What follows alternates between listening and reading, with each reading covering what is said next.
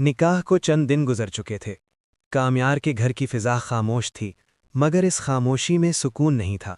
آئرہ کمرے کے کونے میں بیٹھی اپنے ہاتھوں پر اترتی مہندی کو دیکھ رہی تھی، جیسے ان لکیروں میں اپنی چھوٹی ہوئی دنیا تلاش کر رہی ہو۔ کامیار خاموشی سے اسے دیکھ رہا تھا۔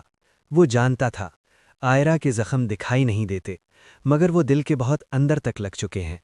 آئرہ، کامیار نے نرمی سے پکارا، اگر تم کہو تو میں عرفان صاحب سے بات کر لوں۔ آئرہ نے آہستہ سے سر ہلایا، آنکھوں میں خوف بھی تھا اور ایک کمزور سی امید بھی۔ نہیں، ابھی نہیں، بابا کا دل بہت سخت ہے، یا تو وہ خود بلائیں گے یا پھر کبھی نہیں بلائیں گے۔ اسی رات عرفان صاحب اپنے کمرے میں اکیلے بیٹھے تھے۔ دیوار پر لگی آئرہ کی بچپن کی تصویر بار بار ان کی نظروں کے سامنے آ رہی تھی۔ وہی آئرہ جو ذرا سی تکلیف پر ان کے گلے لگ جاتی تھی، جو اسکول جاتے وقت ان کا ہاتھ مضبوطی سے تھام لیتی تھی۔ آج اسی آئرہ کو انہوں نے خود سے جدا کر دیا تھا۔ دل ایک لمحے کو نرم پڑا، مگر انا نے فوراً روک لیا۔ اس نے میری بات نہیں مانی، عرفان صاحب نے خود سے کہا، تو اب میں کیوں پگھلوں؟ ادھر آئرہ کی طبیعت بگڑنے لگی۔ خاموشی، نیند کی کمی اور اندر ہی اندر ٹوٹتا دل اسے کمزور کر رہا تھا۔ ایک رات آئرہ بے ہوش ہو گئی۔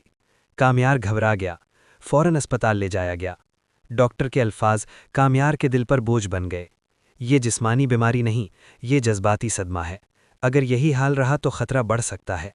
کامیار نے اسی لمحے فیصلہ کر لیا۔ اگلے دن وہ عرفان صاحب کے دروازے پر کھڑا تھا۔ دروازہ کھلا، سامنے وہی سخت چہرہ۔ تم یہاں کیوں آئے ہو؟ عرفان صاحب نے سرد لہجے میں پوچھا۔ کامیار نے نظریں جھکا لیں، مگر آواز میں سچائی تھی۔ بابا جی، آئرہ بہت بیمار ہے، وہ ہر وقت آپ کو یاد کرتی ہے۔ غلطی اس کی ہو سکتی ہے، مگر سزا اتنی بڑی نہیں ہونی چاہیے۔ عرفان صاحب کا چہرہ ایک لمحے کو بدلا، آنکھوں میں نمی آئی، مگر وہ مڑ گئے۔ میں نے اپنا فیصلہ کر لیا ہے۔ کامیار خاموشی سے پلٹ آیا، مگر جاتے جاتے ایک جملہ عرفان صاحب کے دل میں اتر گیا۔ اگر آئرہ کو کچھ ہو گیا تو یہ فیصلہ آپ کو ساری عمر چین سے نہیں جینے دے گا۔ اسی رات عرفان صاحب سو نہ سکے۔ دل بار بار آئرہ کے نام پر کانپ جاتا تھا۔ فجر کے وقت انہوں نے پہلی بار آئرہ کا نمبر ملایا۔ دوسری طرف کمزور مگر پہچانی ہوئی آواز آئی، بابا۔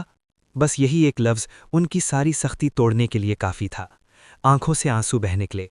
اب سوال یہ نہیں تھا کہ آئرہ نے نافرمانی کی تھی یا نہیں، سوال یہ تھا کہ کیا ایک باپ اپنی بیٹی کے بغیر جی سکتا ہے؟